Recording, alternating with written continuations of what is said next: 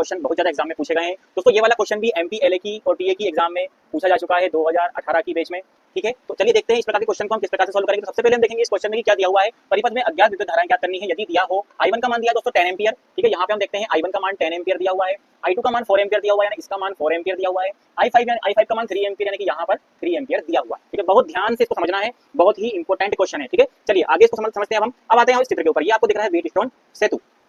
इसमें सबसे पहले हम देखेंगे बिंदु ए पर I1 धारा यहाँ से यदि 10 एम्पियर की चलेगी तो आपको ध्यान देना होगा कि ये कितने भागों में यहाँ पर विभाजित हो रही है, 2 भागों में। यानी कि यहाँ पर जाने वाली धारा 4 एम्पियर कहाँ चली गई, इस वाले परिपथ सर्किट में चली गई, और यहाँ पर जो बची हुई धारा है यानी कि 10 - 4 6 एम्पियर कहाँ जाएगी, यहाँ पर। तो I4 का मान कितना आएगा यहाँ पर 6 एम्पियर, ठीक है। कितना आएगा 6 एम्पियर। इससे हमें नहीं है मतलब कि अभी यहाँ पर कितना दिया हुआ है, सिर्फ इस पार्ट को हमें यहाँ पर देखना है कि यदि 10 एम्पियर में से 4 एम्पियर धारा इस I2 में चली गई तो 6 एम्पियर धारा कहाँ गई होगी, I4 में। अब यहाँ पर इन्होंने क्या है हमें समझने के लिए एक और ट्रिक दे दी है कि I5 जो धारा है यहाँ से धारा चली I4, वहां से I5 तक पहुंचने पर 3 एम्पियर हो गई। यानी कि यहाँ पर बिंदु बी पर भी धारा 2 भागों में विभक्त हो चुकी है। यानी कि यदि 3 एम्पियर धारा इस में चली गई I5 में तो यहाँ कितनी गई होगी, 1 एम्पियर। कितनी गई होगी, 1 एम्पियर, ठीक है। चलिए यहाँ पर ये वाला ऊपर वाला पोर्शन आपका क्लियर हो गया, समझ में आया। चलिए नीचे वाले पे आते हैं। यदि यहाँ से धारा I4 चली होगी तो यहाँ पर देखिए बिंदु पर ये वाली धारा भी इसमें ऐड हो जाएगी। अगर 6 एम्पियर धारा इस बिंदु पर, हमने किरचॉफ का जो नियम पढ़ा है कि किसी पर बिंदु पर यहाँ पर दोनों नियम लागू हो जाएगा, व्हीटस्टोन ब्रिज का भी हो जाएगा। क्योंकि देखिए यदि यहाँ पर सर्किट खुला होता तो ये एक संतुलित परिपथ होता, यानी कि 4 एम्पियर इसमें 3 एम्पियर इसमें, तो उतनी ही धारा इसमें बहती। लेकिन ये एक बंद परिपथ है। कैसा है,